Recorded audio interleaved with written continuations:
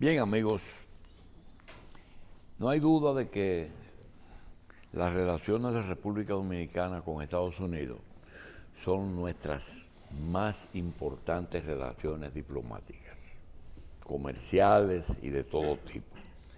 España es la madre patria, pero fuera de Estados Unidos y de España, siempre hemos tenido la solidaridad de Venezuela. Para nosotros Venezuela ha sido, fue y es importante. Tanto así que teniendo Venezuela acuerdos con países europeos para viajar sin visa sus ciudadanos, muchos deciden venir a República Dominicana y radicarse aquí en un momento difícil que económicamente está atravesando el país. Nosotros, para hablar de todas esas cosas, tenemos el placer de contar con la presencia del doctor Antonio Ledesma. Antonio Ledesma es abogado, es político, es un intelectual venezolano y además fue gobernador de Caracas y alcalde del municipio de Libertador en Caracas. Tiene una condición especial y es que el doctor Ledesma vivió en posiciones importantes la transición de Carlos Andrés Pérez al chavismo, siendo alcalde del municipio de Libertador. Nosotros le damos la bienvenida y la visita de él se debe a la presentación de un libro que él acaba de lanzar que se llama Carlos Andrés Pérez, el presidente que murió 2 veces. El periódico El Nuevo Diario titula una reseña que hace del libro que dice Carlos Andrés Pérez de carne, hueso y espíritu.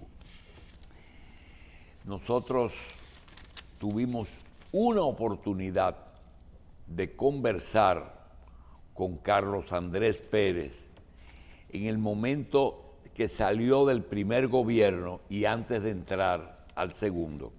Y tenía unas acusaciones que pesaban sobre él.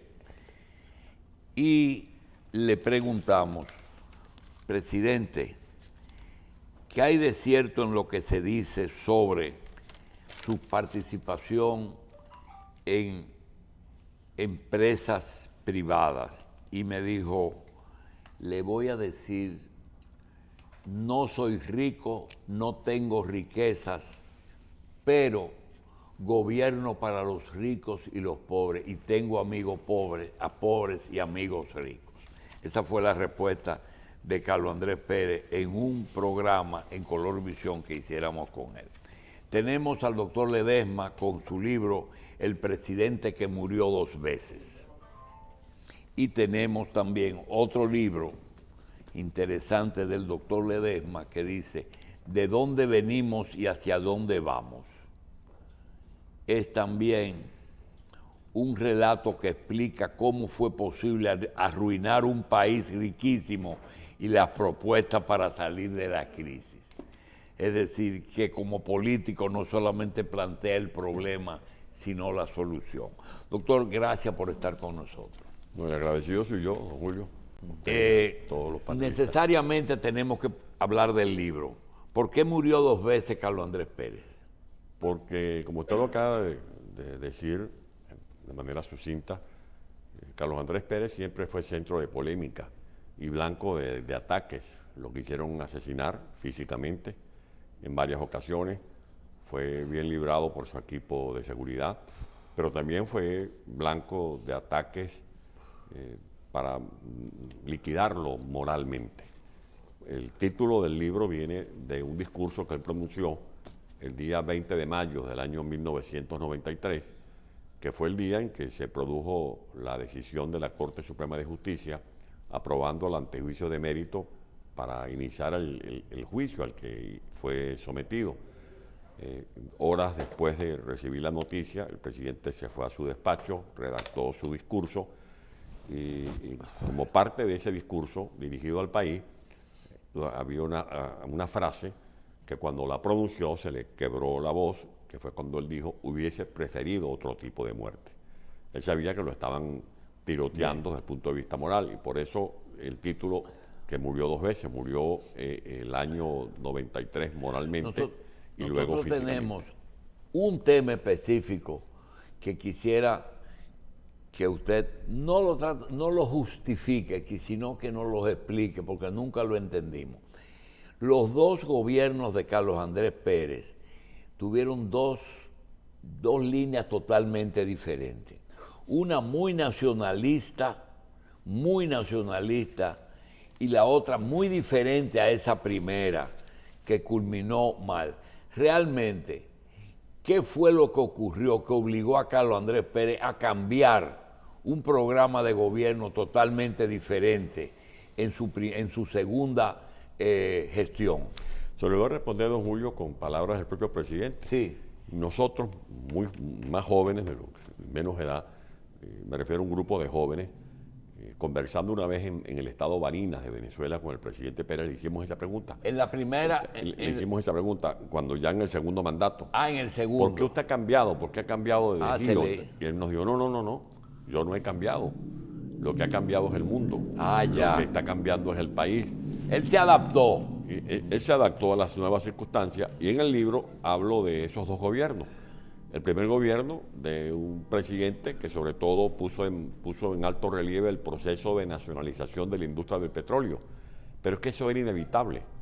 Después de la guerra del Yom Kippur, después del deslave de nacionalizaciones que se estaban produciendo en los países árabes, países del Medio Oriente que eran socios de la OPEP, era inevitable que se nacionalizara la industria petrolera porque además veníamos arrastrando una ley del año 1943 que estableció un plazo de 40 años y ya las compañías petroleras que estaban en Venezuela no estaban invirtiendo porque sabían que tenían ya un plazo de muerto. Y lo que estaban era sacando petróleo y se estaba prácticamente desmantelando la industria petrolera.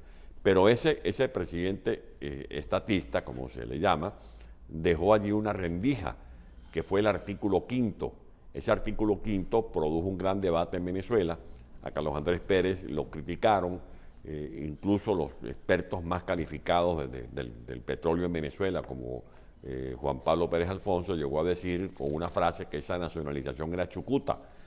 Y resulta que ese artículo 5 es el que después dio lugar al proceso de apertura petrolera que hizo posible que en Venezuela se concretaran las asociaciones estratégicas, los acuerdos de ganancias y riesgos compartidos, la exploración de la plataforma continental, la exploración de la faja bituminosa del Orinoco y además el cambio de patrones de refinación.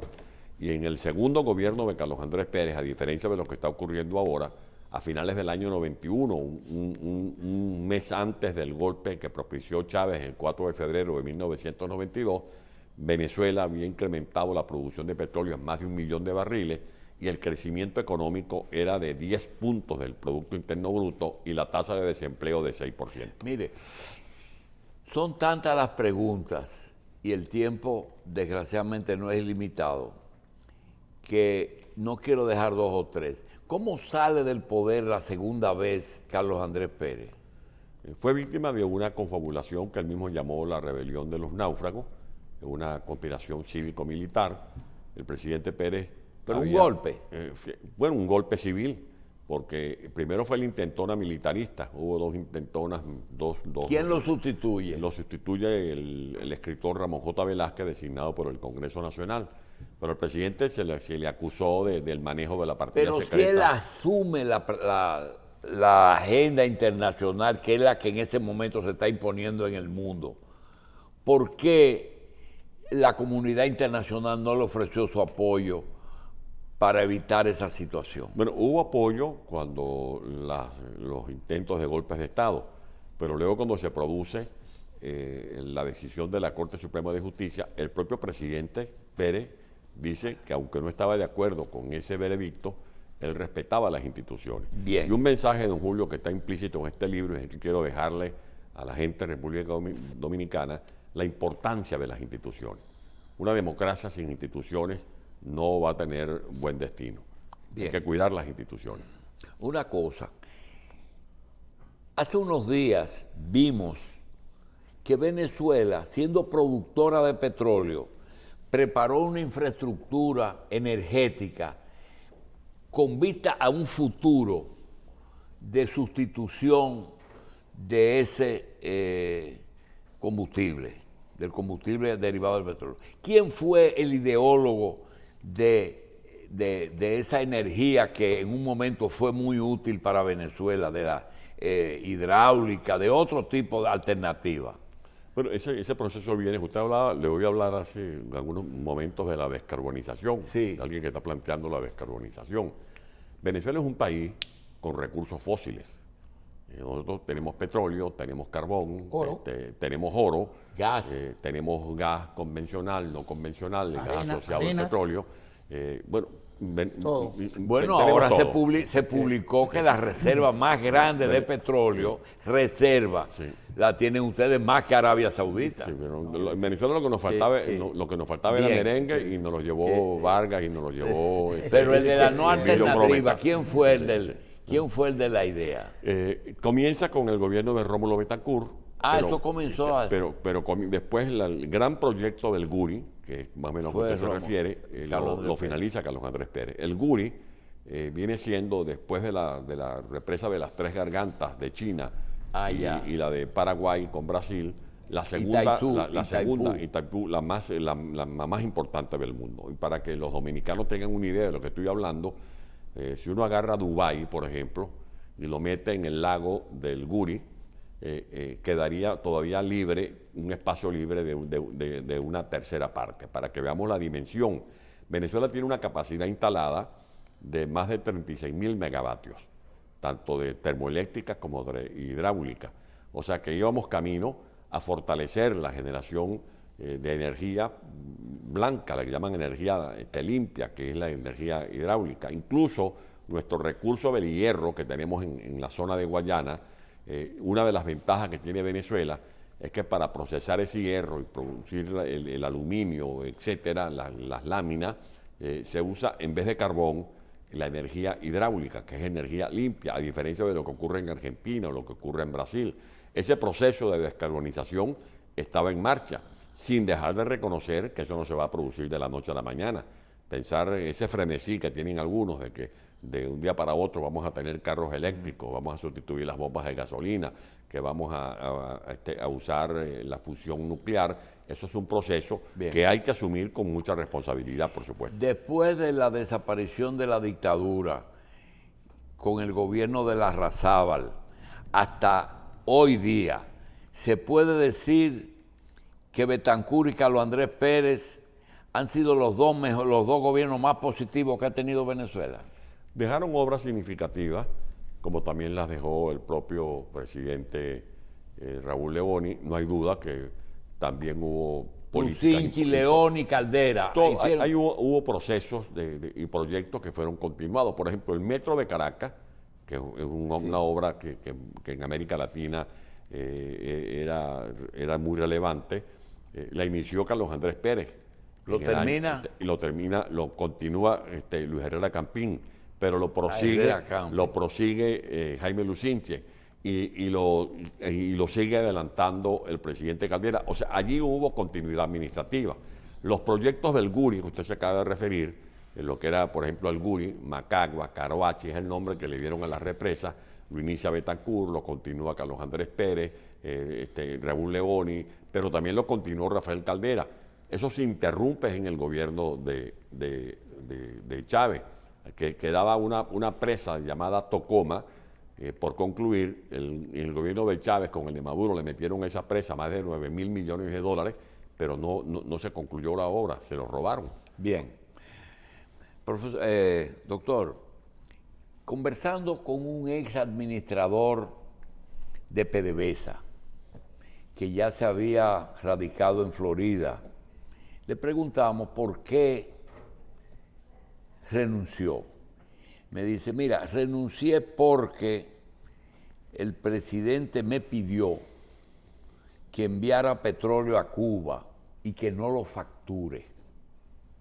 Y yo le dije que era imposible, porque si no lo hacía la gestión mía iba a tener un problema. Entonces, es una orden. Entonces, lo que él hizo fue mandar el petróleo a Cuba, que lo enviaron, no facturarlo y renunciar. Y se fue. Conversando con esa persona, me dice, es que Venezuela, eso fue a principio de relativamente, dice, el problema es que si tú te pones a desarmar un país, no logras desarmarlo en la forma que esta gente lo están haciendo. Me dice la persona. Y la pregunta realmente, ¿rearmar Venezuela es posible? Claro que es posible, porque el país existe, la nación existe, tenemos un pueblo desperdigado. ¿Y los políticos existen para hacerlo? Bueno, yo creo que ¿O esos son...? sí hay políticos, pero necesitamos políticos que asuman la política como un apostolado, que asuman la política como una disciplina muy, muy noble, que nos permite cultivar ideas, acariciar proyectos, pero también que tengamos la fuerza, la energía, la imaginación, la creatividad, la responsabilidad para poder convertir en realidad todos esos proyectos y todos esos sueños. Lo que usted acaba de decir es sumamente significativo para nosotros, porque eso es lo que ha dado lugar a que, por ejemplo, aquí en República Dominicana tengamos casi 100.000 venezolanos. Nuestros expertos petroleros formados por la democracia están regados por todo el planeta. Los hay en Qatar, los hay en Dubái, hay en Houston, están en Brasil, están en Colombia. Y aquí tenemos a miles de venezolanos que han venido luchando para establecerse dignamente. Hubo una investigación de organismos internacionales, por ejemplo de la ONU, de instituciones suecas, que han precisado que más del 70% de esa diáspora que está aquí en República Dominicana son venezolanos bien formados, con doctorados, con maestrías, con especializaciones. Es una migración que aporta cosas a nuestro país. Y agradezco mucho a los dominicanos, aprovecho esta oportunidad de agradecerle a los dominicanos la cordialidad, el respeto que han tenido con mis compatriotas, y a las autoridades gubernamentales agradecer este programa de regularización de su estatus, y que ojalá se puedan resolver y superar los inconvenientes que todavía subsisten. PDVSA, el general Guaicaipuro Lameda, no sé si es a ese al que usted se refiere, pero el general Guaicaipuro Lameda, un oficial muy calificado que fue designado por Chávez, presidente de PDVSA, fue a Cuba, y cuando fue a Cuba con Chávez en una delegación, pudo observar cómo Fidel Castro manipulaba a Chávez. Y después, cuando regresan a Venezuela, Chávez le da la orden al general Guaicaipuro Lameda para que le envíe petróleo a Cuba, pero sin facturarlo, y el general se negó, y por eso el general Lameda renuncia a PDVSA. Es el despilfarro del petróleo de Venezuela. Por eso en mi libro hablo de cómo es posible que un país riquísimo termine siendo un país que al día de hoy, aunque ustedes no lo crean, el salario mínimo no supera los $12 al mes. Pero usted propone también la salida de la crisis. Claro, la salida que tiene que ver con esos políticos a los cuales ustedes hacen referencia. En Venezuela necesitamos un proyecto de Estado, en Venezuela necesitamos eliminar eso de la reelección presidencial, etcétera, entre otras cosas, ¿no? Doctor Ledesma, a propósito de eso que usted acaba de decir ahora, tengo entendido que hay unas iniciativas en la región para procurar cambios sustanciales en Venezuela, mejoría con el tema democrático, posiblemente salida con presos políticos que hay en Venezuela. ¿Qué hay de eso y qué usted sabe hasta dónde va a llegar esto? Me imagino que usted se refiere al nuevo diálogo. Correcto. Un diálogo que ahora se está haciendo en México. En lo particular yo no me niego a tomar esa vía. Lo que siempre he recomendado es que para dialogar tenemos que hacerlo con una estrategia. Recientemente escribí un ensayo donde hablo de los diálogos efectivos y ponía como ejemplo el diálogo, por ejemplo, de Sudáfrica, donde Nelson Mandela dialogó con el representante del gobierno sudafricano, donde existía la apartheid, el señor de Klerk. Ayer se cumplió un aniversario de ese encuentro de Klerk con Mandela. Exactamente, bueno. Y luego puse el ejemplo del diálogo de España, en el que participó Zapatero. Santiago Carrillo, del Partido Comunista. No, Zapatero no existía en ese momento, era Felipe González. Ah, ok. Felipe González, Adolfo Suárez, y el diálogo de Chile entre Pinochet y los demócratas. Y lo que he dicho, ante su pregunta tan importante, es que un diálogo es una operación ganar-ganar.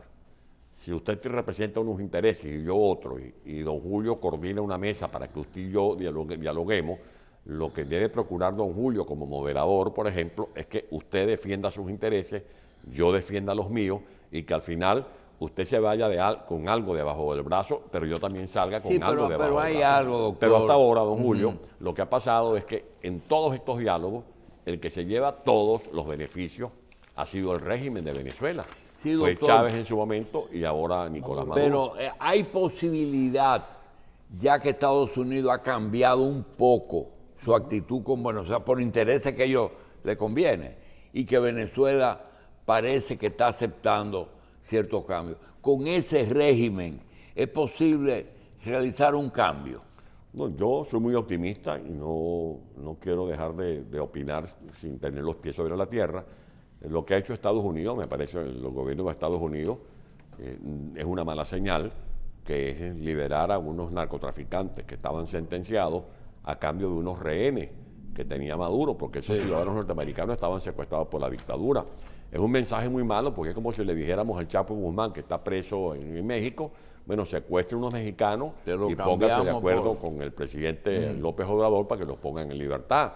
Es decir, que todo acuerdo tiene que tener una base moral. Bueno, y para que, ante su pregunta, ojalá tuviéramos una salida electoral. Pero ¿qué tipo de salida electoral puede haber en un país donde, por ejemplo, ayer mismo Nicolás Maduro vuelve a cerrar otra emisora de radio? Y ya son 82 emisoras de radio que han sido clausuradas en lo que va de este año. Estamos hoy a 15 de diciembre y han cerrado 82 emisoras. Primero habían asaltado el canal más histórico de Venezuela, que era Radio Caracas Televisión. Esa noticia ustedes la compartieron aquí en Dominicana. Asaltaron el diario El Nacional, que es el diario más emblemático de Venezuela. Todavía en Venezuela hay presos políticos. Los partidos están judicializados. ¿Qué significa eso? Para que los dominicanos me entiendan. Es como que si el presidente Abinader toma la decisión de quitarle al partido, de quitarle los símbolos a los partidos políticos de oposición en República Dominicana y entregárselos a gente que él considere que son manipulables. Pero usted está diciendo que es difícil un cambio con Maduro. Es difícil un cambio porque en Venezuela no es simplemente una dictadura como fue la de Pinochet, que fue una dictadura cruel, pero es que en Venezuela no es una dictadura, sino que es una corporación criminal. Por Maduro, el gobierno de Estados Unidos ha ofrecido, las autoridades judiciales de Estados Unidos han ofrecido una recompensa de $15 millones porque lo vinculan con el narcotráfico internacional. En Venezuela ya no es que se hable de los cárteles de la droga de Bolivia, de Perú, de Colombia, es que ya en Venezuela hay un cártel de factura venezolana llamada el Cartel de los Soles, en alusión a los símbolos que usan los militares, porque se vincula a los jerarcas militares con el narcotráfico. Lo que usted acaba de citar, que es el oro que tenemos en Venezuela, el oro de Venezuela, que es una de las minas más grandes del mundo, está siendo explotado por grupos relacionados con Hezbollah. Allí funcionan los garimpeiros. Maduro fue recientemente a la gira a un congreso ambientalista en Egipto a dar cátedra del cambio climático. Resulta que en Venezuela se están cometiendo uno de los ecocidios más horrorosos que atentan contra la salud del planeta. Más de 1.500 hectáreas del Amazonas están siendo devoradas, deforestadas, explotadas de manera irracional. Los químicos que se usan para explotar las minas van contaminando las cuencas hidrográficas. Esa es la tragedia que tenemos en Venezuela. Y para redondear ante su inquietud, para que los dominicanos entiendan por qué mi preocupación, el registro electoral de Venezuela es más o menos de 21 millones de electores. Hasta este momento hay no menos de 9 millones de electores que estamos en el limbo. ¿Quiénes somos? Los 4 millones mínimos que estamos en el destierro, que no sabemos si vamos a tener derecho a ejercer nuestras potestades políticas, nuestro derecho a elegir, lo que llaman técnicamente la diáspora. Sí. Luego, dentro hay 3 millones de nuevos electores que tenemos que regularizar, jóvenes que tienen que inscribirse. y luego no menos de 2 millones de venezolanos que han migrado dentro del territorio nacional. Esa situación hay que superarla. El Plan República lo dirigen los militares. ¿Y cómo actúan los militares en Venezuela? ¿Defienden la soberanía nacional? ¿Defienden la institucionalidad? Entonces, No. a eso que usted está diciendo es que se debe que cualquier elección el gobierno gana porque ese sector no vota. Claro, por supuesto. Si usted arranca una elección anulando 9 millones en un país donde por lo menos el 85% de los venezolanos están contrariados con ese régimen, porque ese cuento que puede llegar aquí a Dominicana, que Venezuela se arregló, no, que Caracas está bonita porque tiene bombillitos, no, porque en Caracas hay supermercados donde venden de todo. Que la economía ha mejorado. ¿No? ¿Cómo puede mejorar la economía en un país donde tenemos la inflación más alta del continente? Donde hoy un ciudadano, y que me desmientan quienes pudieran tener argumentos para hacerlo, un ciudadano venezolano, en términos generales, el promedio del salario de un mes no llega a 12 dólares. Hoy estaba viendo las redes, ya el bolívar está a 15 dólares, mínimo 15 dólares por dólar. Y el salario mínimo es de 130 bolívares. ¿Cómo puede vivir una madre con 5 hijos? ¿Cómo puede llevar adelante su responsabilidad de padre de familia un hombre que tenga un salario tan miserable como ese que yo estoy citando? Señor Ledesma, pero la oposición en Venezuela, esas personas que uno ve que a veces parecen como si fueran uno, dos grupos, que a veces parece disputarse el liderazgo de la oposición en Venezuela, ¿cómo están actualmente y qué tan coordinados pueden estar con el propósito común de desplazar al gobierno de Maduro?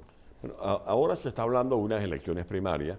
Eso pudiera ser un punto que logre aglutinar a los factores que estamos en divergencia.